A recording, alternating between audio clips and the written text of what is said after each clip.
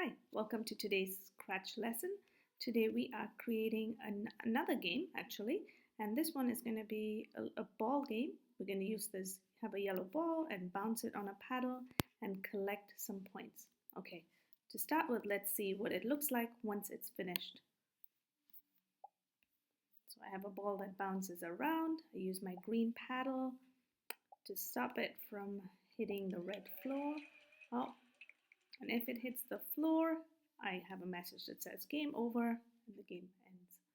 You can see I collect the score up here as well for each time that my ball does bounce on the paddle. Okay, so now let's get started making this game. As usual, I'd like you to sign in and then create a new project. Okay, so I don't need my Scratch cat. I will delete this sprite. Let's go to choose a sprite. The first sprite I'm going to need is a ball. Okay, and you can stick with the yellow ball, choose a different costume, or even a different sprite if you'd like. Okay, then the next thing I will add is a new background. Okay, so let's go to backdrops, and the one I used is called Neon Tunnel. Here we go. So there's my background. I have my blue ball. Okay, now let's start adding some code. Okay, now we're going to start the game when we click on the green flag. So I will start by adding my when flag clicked event for my ball. And the most important thing here is we're going to have the ball bounce around the screen and not leave the screen. Okay, so to start with, I will say point the ball in direction 45. Let's move this up to 45. Okay, this just means that it's going to angle the ball and it will move at a 45-degree angle. Okay, and the next thing is we do know that the ball is going to bounce around for forever. So let's go to control and add a forever loop for our ball bouncing. Okay, and then to move the ball, I will go to the motion blocks and add a move, let's say 15 steps. Now remember, the bigger the number you put in here, the faster the ball will move. It will move more steps each time. So if you want to make the game more challenging, try and make this number bigger. And if you make the number smaller, the ball will move much slower. That will make it a bit easier for you. That is just a little tip. Okay. Now we want the ball to keep moving 15 steps, but remember that once it reaches the edge, it will just, you don't want it to leave the screen. So we want to make it come back in. And we have a simple command here. It says if on edge bounce, again in the motion blocks. So this just means our ball will keep moving around, and if it reaches the edge, it will bounce back. Let's try this out. Okay, there we see our ball bounces around, and if it does touch the edge, it just bounces back. Great. Okay, the next thing we need is our paddle sprite. Let's look for the paddle. Here we go. And I will move this all the way down. We do want it to stay towards the bottom of the screen. Now the paddle sprite, again, we will have when flag clicked as an event. And what we're going to do, all we need the sprite to do is move with my mouse. So just as my mouse cursor is moving here, the little arrow you see, we want the paddle to move. For this, we will again add a forever loop. And here we have a simple command that will make sure that the paddle moves just along the base here. We're just going to change its X value. So we won't change its Y. Y is where it is in terms of how high it is on the screen. And we're going to keep it here. And we will just change the X to go wherever the mouse goes. So to do this, what we will do is find the motion blocks, and we have a set X to, and here we want to set it to wherever the mouse cursor moves. Okay, and we're going to go into the sensing blocks here, and here you can find that our program can sense where the mouse is, where the X of the mouse is. And that's what we're going to pop into here. Okay, so this means when the flag is clicked, the paddle's X value, that means whether it goes left or right, will move with the mouse. Let's try this out. There we go. I move the paddle and the ball moves with it. The only thing is you can see the ball doesn't bounce on the paddle, it goes right through it. Okay, so let's get to the next part of our program.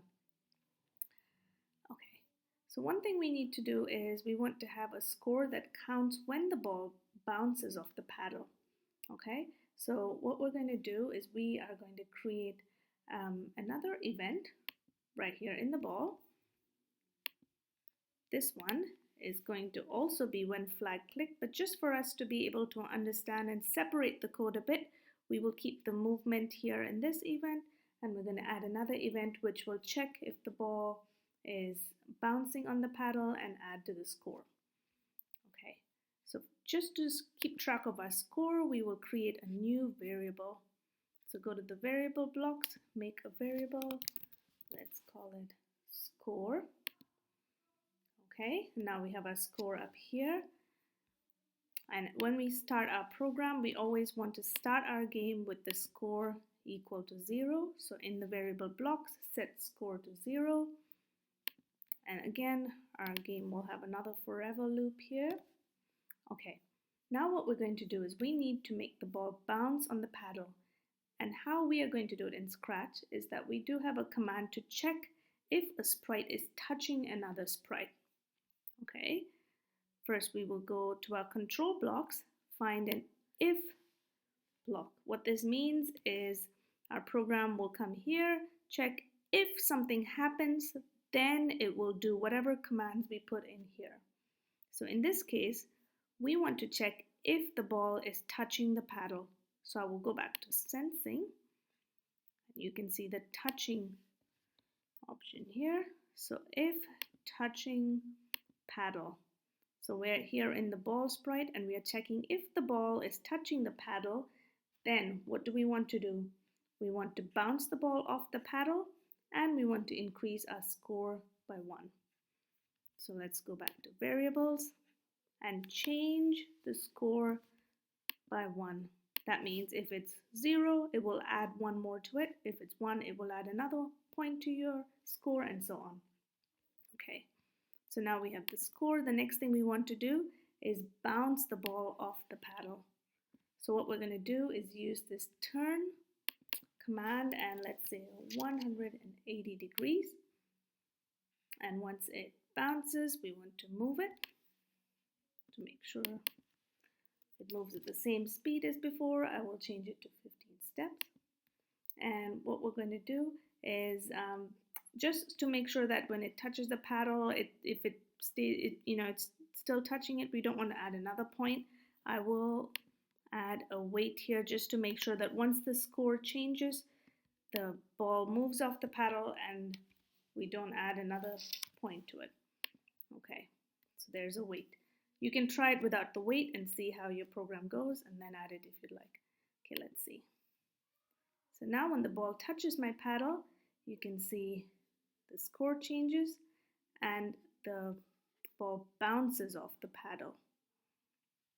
So we want the ball to bounce off the paddle, and if the player is not able to catch the ball on his paddle, then the game will end and then we have a little message as well. Okay, let's see how to do that. What I'm going to do is add another sprite, and this sprite is something that will help show me when the ball reaches the base of the screen. So it goes all the way down here. That's my line sprite. So now what I'm going to do is add some code here. Let's go back to events, add a when flag clicked. And what I want to do is check if the ball touches the line. Okay, so similar to before, we will sense if the ball is touching the line and we will end the game. To do this, let's add another forever loop. You notice there's always a forever loop in all of our code here. That's because everything we do, we want the game to keep doing till the game ends. Okay, now let's go back to our if loop.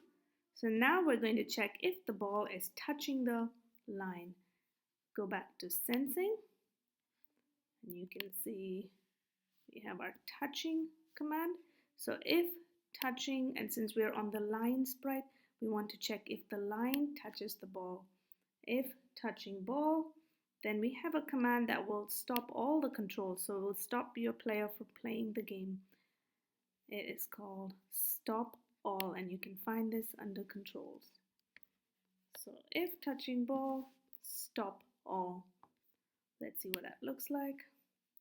So I have my score increasing, my ball hits the line, and the game freezes. Great. The last thing I'm going to do is add one new background, and just to show the player that the game is over, we'll change the background and it will have something that says game over. So let's choose a new backdrop. For this, what I'm going to do is use the same neon tunnel background, and if you can see all my backdrops here. I'll click on backdrops, choose my new one that I added, and name it end of game. Okay, and then I'm going to add some text here. Draw a text box and say game over. Change the color if you'd like to. Make it a bit clearer. Make the text bigger. Okay, perfect. Now let's go back to our old screen, our backdrop. And what I will do is go back to my line sprite, and just to make sure that even if I just played a game and lost, I have my regular backdrop show up when I start the game. Let's go to looks and say switch backdrop in the start of the game. We want to make sure it's the neon tunnel backdrop. And then remember, when we are touching the ball, before we stop all, let's switch backdrop to end of game. Okay, so when we start the game, we'll have our neon tunnel backdrop, and if the ball touches the baseline, we will switch to end of game. Okay, so let's test that out. Oh, what's happening though? If you notice, because the last time my ball was touching the line and the game ended, now when I try and restart my game, because the ball is still touching it, I right away get a game over screen. So I need to make sure when I start the game that the ball is not touching the red line, it's somewhere else. So let's go back to the ball sprite. What I will do is make sure that the ball stays somewhere in the middle of the screen every time we start the game. Let's set its position. So I'm only worried about where it is on the y-axis. So let's set y, start of the game, set y to about 0. That should take it to the center of the screen. This way, when I start my game, I don't have to worry about the ball being too close to the bottom and touching the red line. Let's try again. Okay. Bouncing the ball.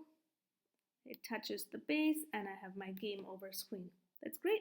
Okay, now what I'd like you to try, if you can, is maybe add some sound effects. Maybe every time the ball touches the paddle, you hear a sound.